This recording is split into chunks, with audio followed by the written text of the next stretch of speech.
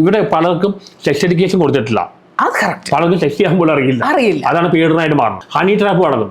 Even എനിക്കും പെരേരകൾ ഒരേ ആളാണ് മെസ്സേജ് അയക്കുന്നത്. എന്ത് ഹണി ട്രാപ്പ് ചെയ്യാൻ പോകും. വല്ലാത്ത അവസ്ഥയാണത്. സാറ്റലൈറ്റ് മീഡിയ ഗ്രീഡാണ്, ഓൺലൈൻ മീഡിയ നീഡാണ്. അവർക്ക് ഒരുപാട് ഫിനാൻഷ്യൽ പ്രോബ്ലം മറ്റുള്ളപ്പോൾ, കാരണം ആൾക്കാർക്ക് വേണ്ടത് ഇങ്ങനത്തെ നെഗറ്റീവാണ്. എന്ത് ചെയ്യണം, നല്ല കിട്ടിയതിന് ആർക്കും വേണ്ട. അന്തസ്സും തലയെടുപ്പുള്ള ഒരു കോൺഗ്രസ് നേതാവ് ഉണ്ടോ നമുക്ക്? കോൺഗ്രസിന് പാർട്ടി പണ്ട് മുതലേ ഐക്യമില്ലാത്ത അഴിമതിയുള്ള ഇതാണ്. പക്ഷെ അവർക്ക് യൂണിറ്റി ഇല്ലാത്തതുകൊണ്ട് വയലൻസ് ഇല്ല. അതിലാകെ ജെന്യൂനായിട്ട് യൂണിറ്റി വന്ന വയലൻസ് വരും. അതാണ് BJP കോൺഗ്രസ് കമ്മ്യൂണിസ്റ്റോ. എന്റെ കേസിൽ ഒരു പെണ്ണ് പറയാൻ തുണി ഒരു കാണിക്കാം, ഞാൻ അപ്പത്തെ ബ്ലോക്ക് ചെയ്ത് ഇരള്. പക്ഷെ പെരേര എന്ത് കാണിച്ചു, കാണിക്കുകയും ചെയ്തു. മറ്റുള്ളവരുടെ ക്രഷ് എന്ന് പറയുന്നത് ചുമ്മാ റീച്ചിന് വേണ്ടി പറയുന്നത്. ആ ഒരു ക്രഷ് ഒരു രസവുമില്ല. ഞാൻ ഇന്നാൾ വെറുതെ പറഞ്ഞു അക്ഷരാക്ഷരം ക്രഷാണ്. 900 കേക്കാണ് പോകുന്നത്. നമ്മൾ നല്ല കാര്യം പറഞ്ഞാൽ ഒന്നും ഓടില്ല. സ്മാർട്ട് ഫിക്സ് മീഡിയ ആൾക്കാരെ FIR കിട്ടാതെയാണ് ചെയ്തത്. ഞങ്ങൾക്ക് FIR ഒക്കെ കിട്ടിയിരുന്നു. പക്ഷെ അതിൽ ഇപ്പോഴും ആറാട്ടണ്ണൻ അവരൊന്നും സന്തോഷ് വർക്കി അവരൊരിക്കലും അവരെ ഉപദ്രവിച്ചായിട്ട് പറഞ്ഞിട്ടില്ല കേട്ടോ. അത് ഞാനാണ് അവരെ ഇന്റർവ്യൂ എടുത്തത്, ലൈവ് പോയൊരു സാധനം. പക്ഷെ അവരൊരിക്കലും പറഞ്ഞിട്ടില്ല. അവർ പറഞ്ഞത് കൂട്ടാളികളായിരുന്നു, പക്ഷെ അദ്ദേഹം എന്നെ ഒന്നും ചെയ്തിട്ടില്ല എന്നാണ് അവർ പറഞ്ഞത്.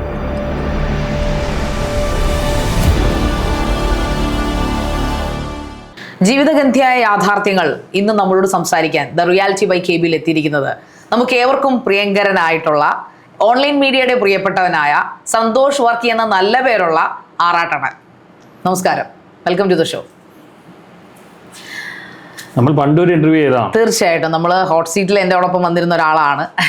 പക്ഷെ ദ റിയാലിറ്റി ബൈ എന്ന് പറയുമ്പോഴത്തേക്ക്, അല്ലെ ദ റിയാലിറ്റി യാഥാർത്ഥ്യം by KB, the reality by KB എന്ന് പറയുമ്പോൾ ഒരിക്കലും ഈ ഹോട്ട് സീറ്റിൽ നിന്ന് പൊരിക്കുന്ന ആ ഒരു രീതിയല്ല. എന്താണോ യഥാർത്ഥത്തിൽ സന്തോഷ് വർക്കി. ഞാൻ പലപ്പോഴും ചിലപ്പോൾ ആറാട്ടണ്ണൻ എന്ന് കയറി വന്നേക്കാം. എനിക്ക് ഇഷ്ടമല്ലാത്തൊരു പേരാണ് താങ്കളുടെ ആറാട്ടണ്ണൻ. ബിക്കോസ് താങ്കളുടെ ഒരു പ്രൊഫൈലിനെ കുറിച്ച് ഞാൻ പഠിച്ചപ്പോൾ ആറാട്ടണ്ണൻ എന്നാണ്. താങ്കൾ അത് ഇഷ്ടപ്പെടുന്നു. പക്ഷേ സന്തോഷ് വർക്കി, തീർച്ചയായിട്ടും നല്ല പേരാണ് സന്തോഷ് വർക്കി. കാരണം ഒരു ഗുമ്മുള്ള ഒരു ഡോക്ടർ സന്തോഷ് വർക്കി. കാരണം നിങ്ങൾ എഡ്യൂക്കേറ്റഡ് ആണ്, വെൽ എഡ്യൂക്കേറ്റഡ് ആണ്. നമ്മുടെ ഈ ഒരു സാധാരണഗതിയിൽ നമ്മൾ മൊത്തം മീഡിയ അറിയില്ല.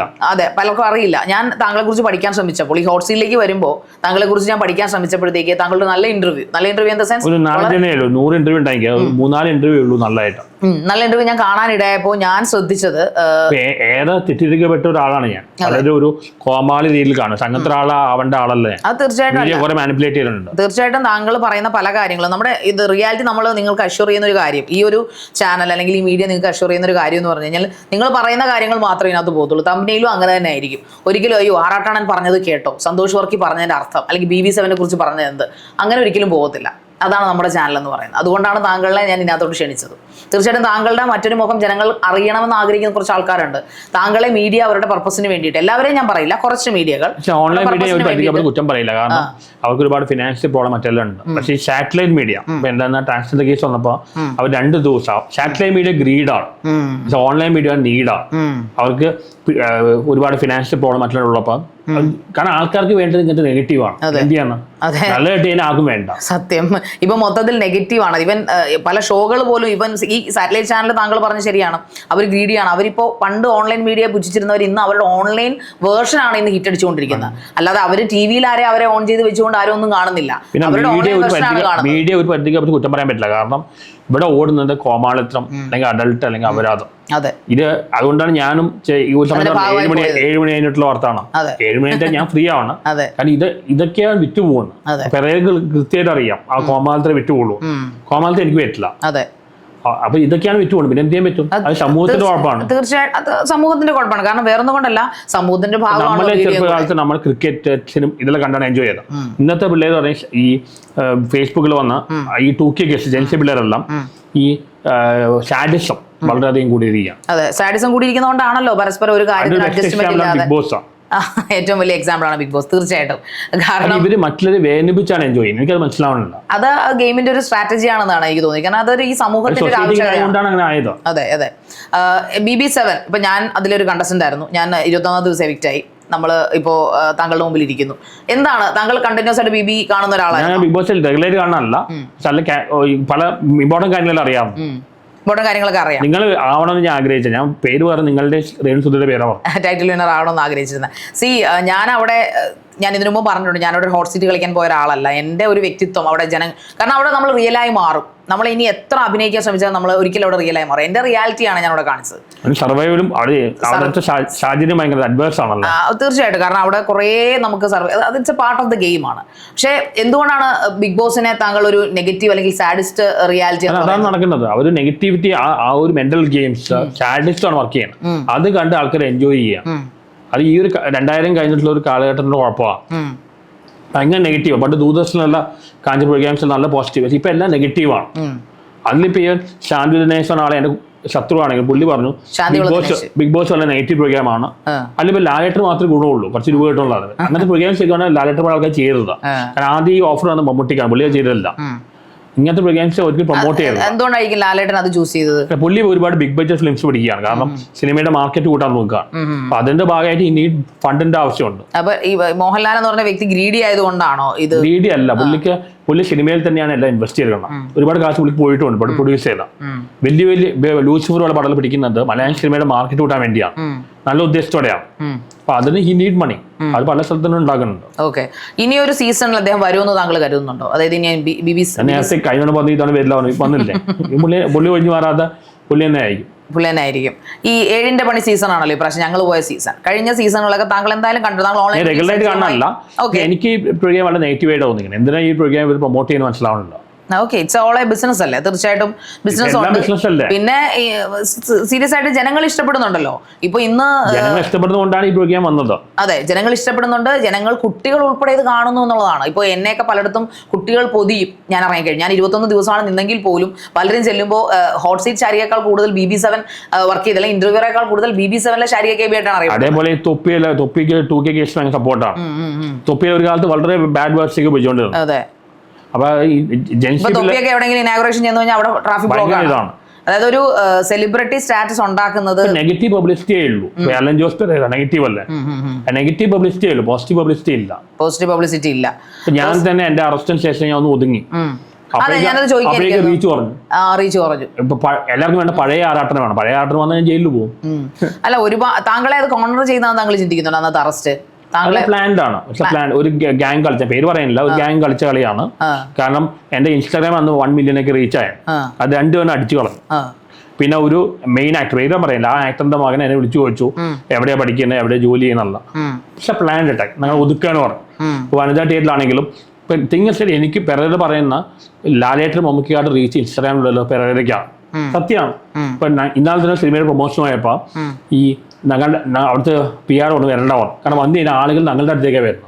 പക്ഷെ ലാലേട്ടനെ മമ്മൂക്കിയൊക്കെ ആയിട്ട് അത്രയും വരില്ല. പക്ഷെ വേറെ കുറെ ആർട്ടിസ്റ്റുകളുണ്ടല്ലോ, അവർക്ക് പല ആർട്ടിസ്റ്റ് പലർക്കും അറിയൂല. ഞങ്ങൾക്ക് കിട്ടിയ പോപ്പുലാരിറ്റി സോഷ്യൽ മീഡിയ സെലിബ്രിറ്റീസ് ആണ് ഏറ്റവും വലിയ സെലിബ്രിറ്റീസ്. കാരണം സിനിമയെന്ന് പറഞ്ഞാൽ 2-3 മാസം ഇടയ്ക്കാണ് ഇവർ വരുന്നത്. ഞങ്ങൾ എല്ലാ ദിവസവും കണ്ടന്റ് ഉണ്ടാക്കുക. സോഷ്യൽ മീഡിയ സെലിബ്രിറ്റീസ് ആണ് ഏറ്റവും കൂടുതൽ പോപ്പുലാരിറ്റി ഉള്ളത്. അല്ല, സോഷ്യൽ മീഡിയ സെലിബ്രിറ്റി പോപ്പുലാരിറ്റി ഉണ്ട് എന്നുള്ളത് ശരി തന്നെ. പക്ഷെ അവർ എന്ത് കാണിച്ചും പോപ്പുലാരിറ്റി ഉണ്ടാക്കുക എന്ന് പറഞ്ഞാൽ അതൊക്കെ നല്ലത് വേണ്ട. നല്ലതായിട്ട് ഫീൽഡ് ഔട്ട് ആവും. പിടിച്ചേക്കാൻ വേണ്ടി ഞാൻ തന്നെ ആദ്യം 1 ഇയർ അതിന് പോയിട്ടുണ്ട്. അപ്പൊ പെരേര പറഞ്ഞ ആള് വരുന്നവരെ ഡീസന്റ് ആയിട്ട് രാഹുൽ ഈശ്വർ എന്നെ ഇന്റർവ്യൂ ഉണ്ട്, രഞ്ജിനി മേനോൻ ഇന്റർവ്യൂ ഉണ്ട്. അത് എനിക്ക് കോമാത്രം വന്നു. പിടിച്ചേക്കാൻ വേണ്ടി ചെയ്യുന്നതാണ്. അല്ല, ഇങ്ങനെ ചെയ്തില്ലെങ്കിൽ പിടിച്ചു നിൽക്കാൻ പറ്റില്ലെന്ന് തന്നെ വിശ്വസിക്കുന്നു. നിൽക്കില്ല. ഇപ്പൊ തന്നെ എന്റെ റീച്ച് കുറഞ്ഞു പോയി. ഞാൻ ഈ മറ്റേ ക്രഷ് മെഡൽ നിർത്തിയോടെ എനിക്ക് ആരും ക്രഷ് ഉണ്ടായിരുന്നില്ല. അത് ക്രഷ് മുഴുവൻ പറഞ്ഞത് ഇതിനുവേണ്ടി ആളെ പിടിച്ചേക്കാൻ പറ്റില്ല. നിത്യാമേനോട് ക്രഷ് ജെന്യൂൻ ആയിരുന്നു. അത് ഒരു സ്റ്റേജ് കഴിഞ്ഞപ്പോൾ എനിക്ക് മറക്കാൻ പറ്റാത്ത പോലെയായി. അവർ കുറെ നാൾ റെസ്പോണ്ട് ചെയ്തില്ല, അവസാനം പറഞ്ഞ. അപ്പൊ എനിക്ക് മറക്കാൻ വളരെ ട്രൂ ലവ്, സിൻസിയർ ലവ് ഉണ്ട്, മറക്കാൻ പറ്റാത്ത. പിന്നെ ഇവർ പറയുന്നു ഞാൻ അവരെന്തെങ്കിലും അറ്റാക്ക് ചെയ്തു, അവർ നെഗറ്റീവ് പറഞ്ഞു പോയപ്പോൾ എന്റെ മനസ്സിലും പോയി. പിന്നെ വേറെ ഇപ്പൊ ടോക്സിക് ആണെങ്കിൽ ആസിഡ് അറ്റാക്ക് അല്ലെങ്കിൽ റേപ്പ്, ഇങ്ങനെ എന്തെങ്കിലും കാര്യം നടന്നു. ഞാൻ അവരാരാണ് എനിക്ക് മനസ്സിലായി. ഇവിടെ അവർ എന്നെ കുറിച്ച് പറഞ്ഞപ്പോ അതോടെ എന്റെ മനസ്സിൽ പോയി. പിന്നെ അവരെ ശല്യപ്പെടുത്തേണ്ടോ. അപ്പൊ മറ്റുള്ളവരുടെ ക്രഷ് എന്ന് പറയുന്നത് ചുമ്മാ റീച്ചിന് വേണ്ടി പറയുന്നത്. ആരുടെ ക്രഷ് ഒരു രസവുമില്ല. ഞാൻ ഇന്നാൾ വെറുതെ പറഞ്ഞു അക്ഷരാക്ഷരം ക്രഷാണ്. 900 കേക്കാണ് പോകുന്നത്. നമ്മൾ നല്ല കാര്യം പറഞ്ഞാൽ ഒന്നും ഓടില്ല. ഞാൻ ഫിലോസഫി കുറിച്ചോ ക്വാണ്ടം മെക്കാനിക്സ് കുറിച്ച് പറഞ്ഞാൽ ഒന്നും ഓടില്ലേ ഇല്ല. ക്വാണ്ടം മെക്കാനിക്സ് പറയുമ്പോൾ ആൾക്കാർ വേറെ വേടൊക്കെ ഉപയോഗിക്കണം. നല്ലതാർക്കും വേണ്ട. പക്ഷെ നിങ്ങളെ ഈ കമന്റ്സിൽ പ്ലാൻഡ് PR ഉണ്ട്. ചില ആൾക്കാർ PR ഒക്കെ നടത്തി ഞാൻ എന്ത് ന്യൂട്ടനെ കുറിച്ചോ ഐൻസ്റ്റീനെ കുറിച്ചോ എന്ത് പറഞ്ഞാൽ തിരുളിയാണ്. എനിക്ക് ആദ്യകാലത്ത് അത് വിഷമിപ്പിക്കണ്ടായിരുന്നു. ഇപ്പൊ വിഷമിക്കുന്നില്ല. അല്ല, നിങ്ങളെ സംബന്ധിച്ചിടത്തോളം നിങ്ങളുടെ എഡ്യൂക്കേഷൻ ആർക്കും തട്ടിപ്പറിക്കാൻ പറ്റത്തില്ല. നിങ്ങളൊരു വെൽ വേഴ്സ്ഡ് ആയിട്ടുള്ള വെൽ എഡ്യൂക്കേറ്റഡ് ഫാമിലിയിൽ വരുന്ന ഒരാളാണ്. ഫാമിലിയിലാണ്, പക്ഷെ അങ്ങനത്തെ ആൾക്കാർക്ക് വേണ്ട. ഒരു ഡോക്ടർ രാജാൻ സ്വാമി പറഞ്ഞ 10th topper, 12th topper, IIT topper, IAS topper, അയാളുടെ പേഴ്സണൽ ലൈഫിൽ പോയി കിടക്കുകയാണ്. അത് കറപ്ഷൻ. അയാളൊരു നീതിമാനായ വ്യക്തി ആയതുകൊണ്ടല്ലേ? അയാളൊരു നീതിമാനായ വ്യക്തി ആയതുകൊണ്ടാണ്. അവിടെ അയാൾക്ക് ഒരുപാട് ലോസ് ഉണ്ടായി. ഇപ്പൊ ഇവര് ആൾക്കാർ പറയും ക്രൂക്കഡ്നെസ് ആണ് ഇന്റലിജൻസ് എന്ന് പറയും. അങ്ങനെ ക്രൂക്കഡ്നെസ് ആണെങ്കിൽ ഇയാള് ഇത്രയും ടോപ്പറായ അയാളെക്കാട്ടും ബുദ്ധി അയാൾ ഒതുക്കിയ 10ാം ക്ലാസ് കൂടുമ്പോൾ അവസാനത്തെ രാഷ്ട്രീയക്കാരാണ്. ക്രൂക്കഡ്നെസ് ആണ് ഇപ്പൊ കേരളത്തിൽ വേണ്ടത്. ഇവിടെ ശരിക്കും ആൾക്കാർ കേരളം വിട്ട് പോവുകയാണ്. ഇവിടെ ജെന്യൂൻ ആൾക്കാർ. അത് ശരിയാണ്. ജെന്യൂൻ ആൾക്കാരൊക്കെ കേരളം ഹാർഡ് വർക്കിംഗ് ആയിട്ടുള്ള ആൾക്കാർ കേരളം വിട്ട് പോകുന്നു. ഇന്ന് കുട്ടികളില്ല. മാത്രം പിടിക്കാൻ പറ്റുള്ളൂ. അതെ, ഇപ്പൊ സർക്കാരിന്റെ കാര്യം എടുക്കുകയാണെങ്കിൽ തന്നെ കമ്മ്യൂണിസ്റ്റ് സർക്കാർ ഭരിക്കുന്ന നമ്മുടെ കേരളം, കൊച്ചു കേരളം, തുടർ ഭരണം നടക്കും. അല്ല, അവരെ കുറിച്ച് ഒന്നും പറയാൻ പാടില്ല. പറഞ്ഞതിന് പ്രശ്നമാണ്. എവിടെ പറഞ്ഞു പിണറായി വിജയൻ അഴിമതി ആകെ 2 കാര്യം അറിയുള്ളൂ, ഗുണ്ടായിസു അഴിമതി. അപ്പൊ കമന്റ് ഇന്നോവ കാറിൽ ഒന്ന് അറ്റാക്ക് ചെയ്യും. ഇത് ജനാധിപത്യ രാജ്യമാണ്. പുള്ളി ഒരു സ്വേച്ഛാധിപതിയായിട്ടാണല്ലോ ഇപ്പൊ വർക്ക് ചെയ്യുന്നത്. പുള്ളിക്ക് റഷ്യയിലെ പൂടിനും പോലെ ആ രീതിയിലെ പുള്ളി പോകണം. തീർച്ചയായിട്ടും. കാരണം ഒന്നും പറയാൻ പാടില്ല. ഒന്നും പറയാൻ പറ്റത്തില്ല. കരിങ്കൊടി ജനാധിപത്യ രാജ്യമാണ്. ഈ രാജ്യത്ത് സമരം കൊണ്ടുവന്ന ആൾക്കാർ, അല്ലെങ്കിൽ ഞാൻ പഴയ കമ്മ്യൂണിസ്റ്റ് അനുഭവിയാണ്. പണ്ടത്തെ കമ്മ്യൂണിസ്റ്റ് പറഞ്ഞാൽ ഭയങ്കര ബുദ്ധിജീവികളും ഭയങ്കര മനുഷ്യത്വമുള്ള ആൾക്കാരെ. ഇന്നത്തെ കമ്മ്യൂണിസ്റ്റ് ആ ക്വാളിറ്റി ഇല്ല. അവർ ഗുണ്ടകളും മറ്റേ കള്ളന്മാരുമാണ്. അതിനെ അവർ എന്നെ അറ്റാക്ക് ചെയ്യുമ്പോൾ നടക്കുക. അതവരുടെ കള്ളങ്ങൾ മറയ്ക്കാൻ വേണ്ടിയാണല്ലോ. അഭിപ്രായ സ്വാതന്ത്ര്യം നഷ്ടപ്പെടുന്ന ഫിലോസഫി സബ്ജക്ട് ഇത് സെർച്ച് ഫോർ ട്രൂത്ത്, സത്യത്തിന് വേണ്ടിയാണ്. അതിനെ ഒതുക്കി വെച്ചിരിക്കുകയാണ്. കാരണം എല്ലാ സബ്ജക്റ്റും ലൈഫിലെ എല്ലാ ആസ്പെക്റ്റും ഫിലോസഫിയിൽ ഇത്രയും ബ്രോഡായിട്ട് വേറെ സബ്ജക്റ്റ് ഇല്ല. ഇത് ഒതുക്കി വെക്കാൻ കാരണം എന്താ? സെർച്ച് ഫോർ ട്രൂത്ത് ആയതുകൊണ്ട്. സെർച്ച് ഫോർ ട്രൂത്ത് ആയതുകൊണ്ടാണ് സത്യത്തിന്റെ മുഖം എപ്പോഴും പേടിപ്പിക്കുന്നത്. ബ്രോഡ് ആപ്ലിക്കേഷൻ കാരണം നമ്മൾ ഒതുക്കി വെച്ചിരിക്കുകയാണ്. അതെ, ഇപ്പോ നമ്മുടെ പിണറായി സത്യം പറയാനില്ല. ഇപ്പൊ ഒരു കാലത്ത് പൃഥ്വിരാജ് സത്യം പറയാൻ അയാളിപ്പോ മാറി. പാർവതി തിരുവോത്ത് പറയാൻ ഇപ്പൊ ആകെ പറയുന്ന ഒരാൾ ശാന്ത തോമസ് മാത്രമേ.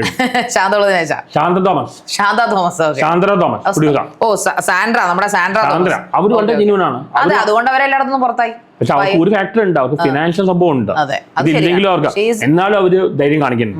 അല്ല, ജെന്യൂൻ ആയിട്ട് അവരെ മാത്രമേ എനിക്ക് തോന്നിയിട്ടുള്ളൂ മലയാള സിനിമയില്. പൃഥ്വിരാജ് പലതും പറഞ്ഞത് പുള്ളിയെ സെൽഫിഷിന് വേണ്ടി അന്ന് മമ്മൂട്ടി മോളെ ക്രിട്ടിസൈസ് ഇപ്പൊ അവരുടെ പുറകെ നടക്കുക. പക്ഷെ സാന്ദ്ര തോമസ് സത്യം പറയുമ്പോൾ സാന്ദ്ര തോമസിന് അവരെ അതിനകത്ത് എടുത്തെറിയുവാണല്ലോ. ഇപ്പൊ എല്ലാവരും വിട്ടുകൊടുക്കില്ല. അവര് നിങ്ങളുടെ ഒരേ പേഴ്സണാലിറ്റിയാണ്, വിട്ടുകൊടുക്കില്ല. വിട്ടുകൊടുക്കരുത്. കാരണം അവരുടെ ഭാഗത്ത് ജെന്യൂനിറ്റി ഉണ്ട്. നിങ്ങളുടെ മെന്റൽ സ്ട്രെങ്ത് വളരെ ഹൈ ആണ്. ഒരു മസ്കുലിൻ മെന്റൽ സ്ട്രെങ്ത് ആണ്. അതെ, അത് വേണമല്ലോ നമുക്ക്. അവർ പറഞ്ഞില്ല, അവര് മമ്മൂട്ടിയോട് പോലും പറഞ്ഞു ഞാൻ ഇവിടെ തന്നെ ഉണ്ടാവും. ഇത്രയും ബോൾഡ് ആയ ഒരാളെ കണ്ടിട്ടില്ല. അതെ, അവരെ മാക്സിമം ഒതുക്കാനായിട്ടാണ് മീഡിയ ശ്രമിച്ചുകൊണ്ടിരിക്കുന്നത്. മീഡിയ അല്ല, സിനിമ ഫീൽഡ് എന്ന് പറയാൻ പറ്റത്തില്ല. അവരെ പക്ഷെ പൊക്കിക്കൊണ്ട് വരുന്ന ആൾക്കാർ ഓൺലൈൻ മീഡിയ ആണ്. ആ കാര്യത്തിൽ ഓൺലൈൻ മീഡിയ നമ്മൾ സപ്പോർട്ട് ചെയ്യണം. അമ്മയിൽ തന്നെ കൂട്ടുരാജ്യം അറിഞ്ഞില്ലേ? അത് എന്റെ അഭിപ്രായത്തിൽ രാജിവെച്ചത് ഹേമ കമ്മിറ്റി റിപ്പോർട്ട് ചെയ്യുന്നതുകൊണ്ടാണ്. ഹേമ കമ്മിറ്റി റിപ്പോർട്ട് വെച്ചാൽ ഒരു സിനിമാക്കാരും സംസാരിക്കുന്നില്ലല്ലോ. ഇവിടെ എല്ലാം സംസാരിക്കുന്ന ആറാട്ടനെ കുറിച്ചും പെരയെ കുറിച്ചും വനിതാ തിയേറ്ററൊക്കെ. അതെ, തീർച്ചയായിട്ടും. കാരണം അവിടെ അതിനകത്ത് പല പ്രമുഖരുടെയും തലകൾ ഉരുളും. അതുകൊണ്ടാണ് ഹേമ കമ്മിറ്റി റിപ്പോർട്ട് പൂഴ്ത്തിയത്. അത് 5 വർഷം പൂഴ്ത്തി വെച്ചില്ലേ? 2018 രൂപീകരിച്ചാണ് ഹേമ കമ്മിറ്റി. അടുത്ത ഇലക്ഷൻ കോൺഗ്രസ് വരികയാണെങ്കിൽ ഇത് പുറത്തു വരും. ഏത് ഹേമ കമ്മിറ്റി റിപ്പോർട്ട് പുറത്തു വരും? ഈ കമ്മ്യൂണിസ്റ്റ് ഗവൺമെന്റ് കൊണ്ടാണ് പിടിച്ചത്. അത്ര ധൈര്യം ഉണ്ടോ കോൺഗ്രസ്? അത് വരും. അത്രയ്ക്ക് അന്തസ്സും തലയെടുപ്പുള്ള ഒരു കോൺഗ്രസ് നേതാവ് ഉണ്ടോ നമുക്ക്? കോൺഗ്രസ് പാർട്ടി പണ്ട് മുതലേ ഐക്യമില്ലാത്ത അഴിമതിയുള്ള ഇതാണ്. പക്ഷെ അവർക്ക് യൂണിറ്റി ഇല്ലാത്തതുകൊണ്ട് വയലൻസ് ഇല്ല. അതിലാകെ ജെന്യൂൻ ആയിട്ട് വയലൻസ് ഉണ്ടാകുന്ന യൂണിറ്റിൽ നിന്നാണ്. യൂണിറ്റി വന്ന വയലൻസ് വരും. അതാണ് BJP കമ്മ്യൂണിസ്റ്റോ. ഇപ്പൊ ഞാൻ പഴയ കമ്മ്യൂണിസ്റ്റ് അനുഭവിയാണെങ്കിലും ഞാൻ പറയുന്നത് കോൺഗ്രസ് വന്നതിന് കുഴപ്പമുണ്ടാവില്ല. പ്രാക്ടിക്കലി ചിന്തിക്കാണ്. ഇപ്പൊ ആം ആദ്മി പാർട്ടി വരണമെങ്കിൽ അവർക്ക് കുറെ ടൈം എടുക്കും. ഇപ്പൊ സെൻട്രലായാലും സ്റ്റേറ്റിലായാലും അവർ വന്ന ഒരു നോർമൽ പാർട്ടിയൊക്കെ ഒതുക്കി കളഞ്ഞല്ലേ? ഡൽഹിയിലൊക്കെ ഒതുക്കി കളഞ്ഞില്ല. ആം ആദ്മിയെ അദ്ദേഹത്തെ അഴിമതിയിലൊക്കെ പിടിപ്പിച്ചില്ലേ? BJP ഇപ്പൊ സെൻട്രലിലെ അഭിപ്രായ സ്വാതന്ത്ര്യം പോലും എടുത്ത് കളയാൻ നോക്കുക. അവര് എല്ലാം ഇപ്പൊ അയോധ്യ കേസാണെങ്കിലും ആർട്ടിക്കിൾ 370 ആണെങ്കിലും ഇതെല്ലാം അവർ ജുഡീഷ്യറി ബോർഡ് ഇൻഫ്ലുവൻസ് ചെയ്യുന്നുണ്ട്. അവർക്കെതിരെ ഒന്നും പറയാൻ പറ്റില്ല. ഇപ്പൊ റിലീജിയൻ പോലെ ആയിരിക്കാൻ കമ്മ്യൂണിസ്റ്റ് അല്ല. പണ്ട് റിലീജിയൻ ഇങ്ങനെ. പക്ഷെ അവര് വന്നതുകൊണ്ട് നമ്മുടെ നാട്ടിൽ ഒരുപാട് പ്രധാനമന്ത്രി എന്ന് നമ്മുടെ രാജ്യം പറയുമ്പോൾ, ഇന്ത്യൻ പ്രധാനമന്ത്രി എന്ന് പറയുമ്പോൾ, മോദി എന്ന് പറയുന്ന വ്യക്തി പറയുമ്പോൾ ഒന്ന് പേടിക്കും. നേരത്തെ ഇന്ത്യക്കാരോട് ആ ബഹുമാനം ഇല്ലായിരുന്നു. മീഡിയ മോഡിയെ നെഗറ്റീവ് കാണിക്കാം. പക്ഷെ മോഡിക്ക് ഒരു കാര്യമുണ്ട്, പുള്ളിയെ ലൈഫ് മുഴുവൻ ഇതിനു വേണ്ടി മാറ്റി വെച്ചിരിക്കുകയാണ്. പുള്ളി ഒറ്റയാനല്ലേ, പുള്ളിക്ക് ഫാമിലി ഇല്ല, പുള്ളിക്ക് ആരും പേടിക്കേണ്ട കാര്യം. പുള്ളിയെ കുറിച്ച് വളരെ നെഗറ്റീവായിട്ടാണ് ഇവിടുത്തെ മീഡിയ പ്രൊജക്ട് ചെയ്യുന്നത്, സൗത്ത് ഇന്ത്യയിൽ. കഴിവുള്ള മനസ്സിലാണ്. പക്ഷെ ഈ ഇപ്പൊ ഭൂട്ടാൻ സ്ഥലത്ത് ഗ്രോസ് നാഷണൽ ഹാപ്പിനെസ് പറയും. ഈ പണം മാത്രമല്ല, ഹാപ്പിനെസ് സംഭവം വരണം. അവിടെ അത് ആ സംഭവം മോഡിക്കില്ല. മോഡിക്ക് ഈ GDP മാത്രമേ ഉള്ളൂ, എക്കണോമിക് ഗ്രോത്ത് മാത്രമേ ഉള്ളൂ. അതെ, അല്ല അത് വേണമല്ലോ. ഇപ്പൊ ഒരു രാജ്യം 2035 കൂടി ഡെവലപ്ഡ് ആകണമെന്ന് അദ്ദേഹം പ്രഖ്യാപിക്കുമ്പോൾ അതിന്റെ മാറ്റങ്ങൾ നമ്മുടെ ഇന്റൻഷൻ നല്ലതാണ്. ഈവൻ ഡിമോട്ടേഷൻ ആണെങ്കിലും എല്ലാം പുള്ളിയുടെ ഇന്റൻഷൻ നല്ലതാണ്. അറ്റ്ലീസ്റ്റ് അദ്ദേഹം രാജ്യത്ത് ഇപ്പൊ നമ്മുടെ നാട്ടിലെ പാർട്ടി എന്താണ് ചെയ്യുന്നത്, 100 കോടി കിട്ടും, അതിൽ മൊത്തം തിന്നും. പക്ഷെ പുള്ളി അങ്ങനല്ല ചെയ്യുന്നത്. ഗുജറാത്ത് എന്താണ്, ഗുജറാത്ത് ഗോദ്ര കലാപത്തിന് ശേഷം നശിച്ചു പോകേണ്ട ഗുജറാത്തിനെ എങ്ങനെ മാറ്റിയെടുത്തു പുള്ളി? എന്തോരം ഭൂകമ്പങ്ങളോട് ഉണ്ടായിട്ടുണ്ട്, എത്ര നശിച്ചു, കച്ചു ദുരന്തങ്ങൾ. ഇന്ത്യ വികസിക്കണം, അതിന്റെ ജീവിതം മുഴുവൻ അതിനെ ബാധിച്ചിരിക്കുക. അതെ, ഇപ്പൊ അയോധ്യ രാമക്ഷേത്രം വന്നു, അത് ശരിയാണ്. അവിടെ എന്ത് ആദ്യം ആരും വന്ന് നോക്കില്ല കാര്യമില്ല. ഈ എല്ലാവരും ഇപ്പൊ പാലസ്തീൻ എടുത്താൽ തന്നെ അവിടെ അറബ്സും ഉണ്ടായിരുന്നു, ജ്യൂസും ഉണ്ടായിരുന്നു. ആദ്യം ആര് പറഞ്ഞാൽ അങ്ങനെയാണെങ്കിൽ ഈ പ്രപഞ്ചം ഉണ്ടായിട്ട് എത്ര നാൾ ആദ്യം ആരെന്നെ പറയാൻ പറ്റുമോ? അതെ, പറയാൻ പറ്റില്ല. മുട്ടയാണോ കോഴിയാണോ ഇന്ന് ആരും കണ്ടുപിടിക്കാത്ത. ഇപ്പൊ ഇന്ത്യ എന്ന് പറഞ്ഞാൽ വി ഇന്ത്യൻസ് ആണ്, അല്ലാതെ ഇപ്പൊ ഹിന്ദു രാഷ്ട്രമാക്കി മാറ്റാൻ നോക്കുന്നുണ്ട്. അത് ശരിയായ ഒരു അപ്രോച്ച് അല്ല. ഇന്ത്യ സെക്യുലർ കൺട്രിയാണ്. എല്ലാവർക്കും ഇപ്പൊ ശബരിമല ഇഷ്യയിൽ പോലും ഇയാൾ ഈ ഗവൺമെന്റ് ഇടപെടേണ്ട ആവശ്യമില്ല. കാരണം അത് ആ ഒരു റിലീജിയന്റെ വിശ്വാസമാണ്. അങ്ങനെ ഇടപെടുകയാണെങ്കിൽ എല്ലായിടത്തും ഇടപെടണം, അത് നടക്കും ഇല്ലല്ലോ. അത് അവരുടെ ഒരു വിശ്വാസം. ശബരിമല കേസിലേക്ക് വരുമ്പോ ആചാര അനുഷ്ഠാനങ്ങൾ പാലിക്കുന്ന ഒരു വർഷങ്ങളായിട്ട് പാലിക്കുന്ന ഒരു സാധനമാണത്. ആ ആചാരാനുഷ്ഠാനങ്ങൾ നിർബന്ധപൂർവ്വം നമ്മൾ പാലിക്കും. അതൊരു രാജ്യത്തെ ഒരു സംസ്ഥാനത്തിന്റെ ഒരു പാരമ്പര്യമാണത്. അത് നമ്മുടെ നാട്ടിൽ നോക്കുകയാണെങ്കിൽ ഇഷ്ടംപോലെ പള്ളികളും മോസ്കുകളും അമ്പലങ്ങളും ഒക്കെ ഉണ്ട്. ഒരുപാട് ചരിത്ര പ്രസിദ്ധമായ ക്ഷേത്രങ്ങളുണ്ട്. അതിൽ ഏറ്റവും പുരാതനമായതാണ് ശബരിമല. അതാണ് വേണ്ടത്. രണ്ടാമത്തെ ഓപ്ഷനെ നടക്കത്തുള്ളൂ. കാരണം വിശ്വാസത്തെ തൊട്ട് കളിക്കാൻ പറ്റില്ല നമുക്ക്. നമ്മളെല്ലാവരും സെൻസിറ്റീവ് ആണ്. പക്ഷെ അന്ധവിശ്വാസങ്ങൾ നമ്മൾ പ്രചരിപ്പിക്കാൻ പാടില്ല. ചില കാര്യമല്ല. ഇപ്പൊ തന്നെ ചില ശബരിമലയിലും സ്ത്രീകൾക്ക് കാണാൻ പറ്റും, ചിലയിടത്ത് ആണെങ്കിൽ വേറെ വരാം. പക്ഷെ അങ്ങനെ ഇംപ്ലിമെന്റ് ചെയ്യാൻ എല്ലായിടത്തും ഇംപ്ലിമെന്റ് ചെയ്യാം. അത് പ്രാക്ടിക്കൽ അല്ല. അതെ, പ്രാക്ടിക്കൽ ആവശ്യമില്ല. സെക്യുലർ കൺട്രിയാണ്. ഇപ്പൊ ശബരിമല കിട്ടുന്ന ഇൻകം നമ്മുടെ സമൂഹത്തിന്റെ അല്ലെങ്കിൽ സംസ്ഥാനത്തിന്റെ ഇൻകം ആയിട്ടാണ് കണക്കാക്കുന്നത്. എങ്കിൽ ഞാനൊന്ന് ചോദിക്കുവാണ്, ഈ പള്ളിയിലെയും അതുപോലെ മോസ്കുകളിലെയും കിട്ടുന്ന എല്ലാ വരുമാനങ്ങളും അങ്ങനെ കൊടുക്കുന്നുണ്ടോ? ഇല്ലല്ലോ. നമ്മുടെ ശബരിമലയിൽ കിട്ടുന്ന സംഭവം പോലെ എല്ലാവരും അത് ചെയ്യണം. വി ഇന്ത്യൻസ് ആണ് ഇവിടെ പണ്ട് വന്നു പോയിട്ടുണ്ട്. അതെ, അത് ഒരു റിലീജിയൻ മാത്രമല്ല. ഓക്കെ, നമുക്ക് ആ ഒരു അപ്രോച്ചാണ് BJPക്ക് വരുന്നത്. എനിക്ക് വിയോജിപ്പുള്ളതാണ്. അവർ ഹിന്ദു ഒരു മാത്രമേ മാറ്റുക. അതെ, അതൊരു അവർക്കൊരു രാഷ്ട്രീയ, അല്ലെങ്കിൽ ഞാൻ പറയുന്ന പോലെ ഒരു ഹിന്ദു രാഷ്ട്രം എന്ന് പറയുമ്പോൾ, പക്ഷെ അപ്പൊ അവിടെ വേറൊരു ചോദ്യങ്ങൾ നമ്മൾ ചോദിച്ചാൽ പല കാര്യങ്ങളും നമുക്ക് ഇതിനകത്ത് പറയാതിരിക്കേണ്ടി വരും. കാരണം ഇവിടെ ഹിന്ദുവിസത്തിന്റെ ഒറിജിൻ എവിടെയാണ്? ഹിന്ദുവിസത്തിന്റെ ഒറിജിൻ നമ്മൾ ഭാരത്, അല്ലെങ്കിൽ നമ്മൾ ഇതിനകത്ത് ഈ ഹിന്ദു എന്ന് പറയുന്നത് ഒരു രാജ്യം. ആദ്യം വന്ന ആൾക്കാർ നോക്കില്ല അർത്ഥമില്ല. കാരണം നമുക്ക് പല ക്രിസ്ത്യൻസും മുസ്ലിംസും ഹൈന്ദവ കൺവേർഷൻ ആണ്. ബുദ്ധിസ്റ്റുകൾ എല്ലാവരും കൺവേർഷൻ ആണ്. ബേസിക്കലി ഇവിടെ ഉണ്ടായിരുന്ന ഈ അറബ്സ്, ഈ മുസ്ലിംസ് എവിടെ നിന്ന് വന്നതാണ്? അവര് ഇങ്ങോട്ട് വന്നത്. ബുദ്ധിസം നല്ലൊരു സംഭവമാണ്. പക്ഷെ ബ്രാഹ്മണിസ് അത്ര ശരിയായിട്ട് എനിക്ക് തോന്നുന്നില്ല. കാരണം അവർ പലർക്കും വിദ്യാഭ്യാസം കൊടുക്കത്തില്ല. അവരുടെ ആൾക്കാർക്ക് മാത്രമേ മെഡിക്കൽ ട്രീറ്റ്മെന്റ് കൊടുക്കില്ല. ബ്രാഹ്മൺസ് ഒരു കാലത്ത് നമ്മുടെ ആൾക്കാരെ ഇവരെങ്ങനെ സുപ്പീരിയർ ഇവരാ ഈ സംസ്കൃതത്തിൽ മുഴുവൻ എഴുതി വെച്ച ആർക്കും ഷെയർ ചെയ്യാതെ ഒരുപാട് ജനറേഷൻ അവരുടെ ആൾക്കാർ മാത്രം അങ്ങനെ ഒരു സുപ്പീരിയോറിറ്റി കൊണ്ടുവന്നാണ്. അവരാണല്ലോ ബ്രാഹ്മൺ, വൈശ്യർ, ശൂദ്ര, ക്ഷത്രിയർ എന്ന് ഒരു ബ്രാഹ്മൺ ഒരിക്കലും ശൂദ്ര കല്യാണം കഴിക്കില്ല. ശൂദ്രന് വിദ്യാഭ്യാസം കൊടുക്കാൻ സമ്മതിക്കില്ല. ഇതെല്ലാം അവർ ചെയ്തു വെച്ചത്. പക്ഷെ കാലം തെറ്റിച്ചു. ഇന്ന് ആരാണ് നമ്മുടെ രാഷ്ട്രീയത്തിൽ അല്ലെങ്കിൽ ഈ പറയപ്പെടുന്ന സർക്കാരുകളിൽ ഏറ്റവും കൂടുതൽ ഉന്നത പദവി അലങ്കരിക്കുന്നത്? ആരാണ്? ഏറ്റവും താഴേക്കുള്ള ആൾക്കാരാണ് വിദ്യാഭ്യാസം കൊണ്ട് ഉന്നതി വന്നത്. കാരണം തമിഴ്നാട്ടിൽ പ്രോബ്ലം എന്താ അറിയാം? ഈ എല്ലാ റിസർവേഷൻ കൊടുക്കുമ്പോ അവർ പൊങ്ങി വരാൻ കുറച്ച് ടൈം എടുക്കും. അത്രയും നാൾ അവിടെയുള്ള ആൾക്കാർ മെയിൻറ്റെയിൻ ചെയ്യണം. മനസ്സിലായില്ലേ? അത് ആ ഒരു ബാലൻസ് കൊണ്ടുപോകണം. എന്തായാലും നമ്മൾ രാഷ്ട്രീയം പ്രസിഡന്റ് പറഞ്ഞ ആള് അങ്ങനെയാണല്ലോ. ഒരു സ്ത്രീ, ഒരു ലേഡി ഉണ്ട്, ദ്രൗപദി മുർമു എന്തോരം ത്യാഗങ്ങൾ ചെയ്ത സ്ത്രീയാണ് അവര്. അവരുടെ മക്കൾ മരിച്ചുപോയി, അവൻ അങ്ങനെ എന്തോരം കാര്യങ്ങൾ, ഏത് കാസ്റ്റിലുള്ളതാണ് അതാണ് ഒരു കാസ്റ്റിനെ അപ്പുറം നമുക്ക് വരാൻ സാധിക്കുമെന്നതിന്റെ ഏറ്റവും വലിയ ഉദാഹരണമാണ് നമ്മുടെ ഇന്ത്യൻ പ്രസിഡന്റ് എന്ന് പറയുന്നത് ദ്രൗപദി മുർമു. അതില് നമ്മുടെ മോദി എന്ന് പറയുന്നത് അദ്ദേഹം ഏത് കാസ്റ്റാണ്? അദ്ദേഹത്തിന്റെ പ്രൊഫഷൻ എന്തായിരുന്നു? അപ്പൊ അദ്ദേഹം തന്നെ പറയുന്നു ഡബ്ബാവാല ചായവാല എന്ന് പറയുന്നത്. ആ മനുഷ്യൻ ഇന്ന് ഇന്ത്യ ചതുർവർണ്ണ വന്നത് ആദ്യം ഡിവിഷണൽ ലേബർ ആണ്. പക്ഷെ അതിനെക്കാട്ടും പിന്നെ കാസ്റ്റിസ്റ്റ് മാറിയത്. ആദ്യം ഡിവിഷണൽ ലേബർ ആയി, പിന്നെ അത് കാസ്റ്റിസ്റ്റ് മാറി. ഇവിടെ പലതും ഈ പറയപ്പെടുന്ന പോലെ അവരുടെ ഇഷ്ടത്തിന് മാറ്റിയതാണ്. പണ്ട് നമ്മുടെ മധ്യ തിരുവിതാംകൂർ ഭരിച്ചിരുന്ന സ്ത്രീകളാണ്. അതായത് 16-ാം നൂറ്റാണ്ടിന് മുമ്പ് ഭരിച്ചിരുന്ന സ്ത്രീകളാണ്. സ്ത്രീകൾ മാറുമറയ്ക്കാതാണ് നമ്മുടെ ഭരിച്ചിരുന്നത്. പക്ഷെ അത് മാറ്റി മാറുമറയ്ക്കൽ, ചാന്നാർ സമരം ഉണ്ടാക്കുന്നു, മാറുമറപ്പിക്കുന്നു, പിന്നെ അതിനുവേണ്ടി ഇത് അറുത്ത് കളയുന്നു, അങ്ങനെ എന്തെല്ലാം കാര്യങ്ങൾ ഉണ്ടാക്കി. ഇതെല്ലാം ഓരോരുത്തരുടെ ഒരു സമൂഹത്തിന്റെ നിയമത്തിനനുസരിച്ച് മാറ്റിയെടുത്തതാണ്. പണ്ട് ഏറ്റവും അധികം ഫ്രീഡം നമ്മൾ ഈ ഒരു ജനറേഷന് മുമ്പ് നമ്മുടെ ഇപ്പോഴത്തെ പല നിയമവും മിസ്യൂസ് ചെയ്യപ്പെടുന്നുണ്ട്. ഉണ്ട്, തീർച്ചയായിട്ടും. അത് ഞാൻ പൂർണ്ണമായി പണ്ട് പറഞ്ഞു കഴിഞ്ഞാൽ ആണുങ്ങളെ സ്ത്രീകളെ ഒരുപാട് പീഡിപ്പിച്ചിട്ടുണ്ട് ഫിസിക്കലി വളരെ പീഡിപ്പിക്കുന്നുണ്ട്. പക്ഷെ ഇപ്പൊ കുറച്ചുകൂടെ തോന്നി നിയമങ്ങൾ അനുകൂലം വന്നോട്ടെ, ഡെപ്പയ്ക്കകത്തിട്ട് ചുട്ടുകരിച്ച് കൊന്നുകളയും. നിയമങ്ങൾ അനുകൂലം വന്നോട്ടെ കുറെ കള്ളക്കേസ് വരുന്നുണ്ട് ആണുങ്ങൾക്ക് പെണ്ണുങ്ങളുടെ പേരിൽ കുറെ കള്ളക്കേസ് വരുന്നുണ്ട്. തീർച്ചയായിട്ടും വരുന്നുണ്ട്. കാരണം ഇന്ന് ഒരാൾ ഒരു സ്ത്രീ കേസ് കൊടുത്തു കഴിഞ്ഞാൽ എവിഡൻസ് പോലും വേണ്ട, 2 ആഴ്ച റിമാൻഡാണ്. പിന്നെ നമ്മൾ മാറി വരുന്നുണ്ടല്ലോ. എനിക്ക് തന്നെ ഒരുപാട് അനുഭവം ട്രാൻസ്ജെൻഡർ കേസിൽ പറഞ്ഞാൽ ഞാൻ ആളെ കണ്ടിട്ടുള്ളൂല്ല. അതിൽ ഞാനും ചെയ്തിരിക്കുന്നു. കാരണം ഞാനും അതിന്റെ ഒരു പാർട്ടായിരുന്നു. കാരണം മലയാളി വാർത്ത എന്ന് പറഞ്ഞൊരു ചാനലിൽ ഈ ഒരു ട്രാൻസ്ജെൻഡർ വന്ന് നമ്മളോട് പറഞ്ഞു. പക്ഷെ അന്ന് അവർ പറഞ്ഞിട്ടുണ്ട് നിങ്ങളെ കിട്ടിയിട്ടാണ് സ്മാർട്ട് ഫിക്സ് മീഡിയ ആൾക്കാര് FIR കിട്ടാതെയാണ് ചെയ്തത്. ഞങ്ങൾക്ക് FIR ഒക്കെ കിട്ടിയിരുന്നു. പക്ഷെ അതിൽ ഇപ്പോഴും ആറാട്ടണ്ണൻ അവരൊന്നും സന്തോഷ് വർക്കി അവരൊരിക്കലും അവരെ ഉപദ്രവിച്ചായിട്ട് പറഞ്ഞിട്ടില്ല കേട്ടോ. അത് ഞാനാണ് അവർ ഇന്റർവ്യൂ എടുത്തത്, ലൈവ് പോയൊരു സാധനം. പക്ഷെ അവരൊരിക്കലും പറഞ്ഞിട്ടില്ല. അവർ പറഞ്ഞത് കൂട്ടാളികളായിരുന്നു, പക്ഷെ അദ്ദേഹം എന്നെ ഒന്നും ചെയ്തിട്ടില്ല എന്നാണ് അവർ പറഞ്ഞത്. അതിലെന്തോ നമുക്ക് ഇനിയും തെളിയാണ്ട്. ഒരിക്കൽ ഞാൻ എന്നോട് സന്തോഷ് വർക്കി നമ്മൾ ഉരുവാളി കണ്ടപ്പോൾ വളരെ വേദനയോടുകൂടി എന്നോട് പറഞ്ഞു, അറിയാം ഞാൻ തെറ്റുകാരനല്ല എന്ന് പറഞ്ഞു. കണ്ടിട്ട് പോലും. ഓക്കെ, അപ്പൊ എന്തായാലും നമുക്ക് യൂട്യൂബേഴ്സിനെ എല്ലാം അറസ്റ്റ് ചെയ്യാം. തൊപ്പി അറസ്റ്റ് ചെയ്തു, ചെയ്താൻ അറസ്റ്റ് ചെയ്തു, എന്നെ അറസ്റ്റ് ചെയ്തു. അതെ, എന്നാൽ സിനിമാക്കാരെ ആരും അറസ്റ്റ് ചെയ്യില്ല. കാരണം അവർക്ക് ഹോൾഡ് ഉണ്ട്.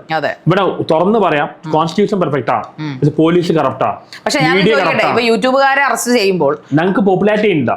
പോപ്പുലാരിറ്റി ഉണ്ടായിക്കോട്ടെ, അപ്പൊ നമ്മുടെ പോലീസ് മന്ത്രി തന്നെ പറഞ്ഞിട്ടുണ്ട് 50% പോലീസുകാർ ക്രിമിനൽസ് ആണെന്ന് പറഞ്ഞിട്ടുണ്ട്. കറപ്റ്റഡും ക്രിമിനൽസും ഒക്കെ ഉണ്ട്.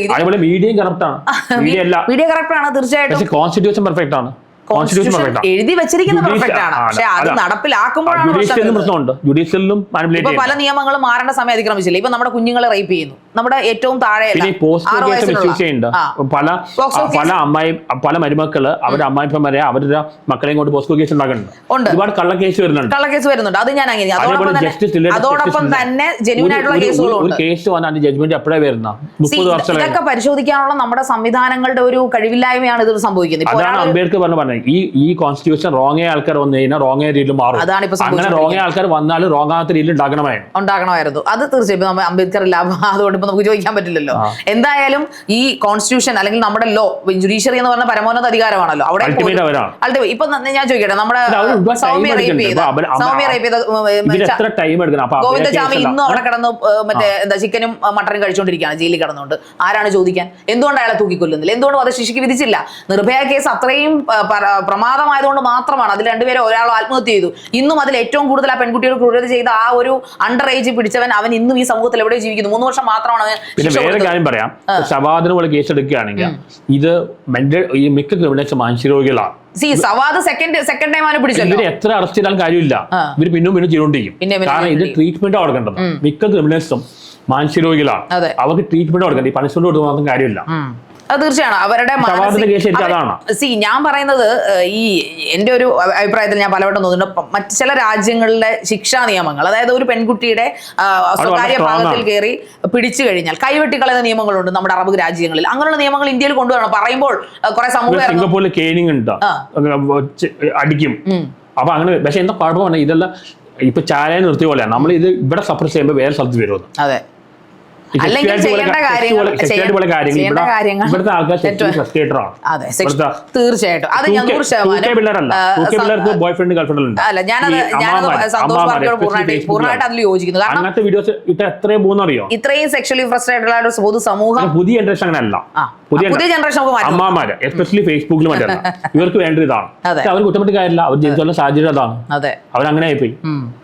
ഇപ്പൊ നമുക്ക് എന്ത് ചെയ്യാൻ പറ്റും? പാസ്റ്റ് നമുക്കൊന്നും ചെയ്യാൻ പറ്റില്ലല്ലോ. പിന്നെ സെക്സ്വാലിറ്റി പറയുകയാണെങ്കിൽ ചിലർക്ക് ഇത് കുറവായിരിക്കും, ചിലർക്ക് ആവശ്യമില്ലായിരിക്കും, ചിലർക്ക് കൂടുതലായി. ഈ കൂടുതൽ ആൾക്കാർ ട്രീറ്റ്മെന്റ് നടത്തണം. അല്ല അവര് ഞരമ്പൻ അല്ലെങ്കിൽ കഴപ്പാന്ന് പറയാം. അത് എന്ത് ട്രീറ്റ്മെന്റ് ആണ് സന്തോഷം?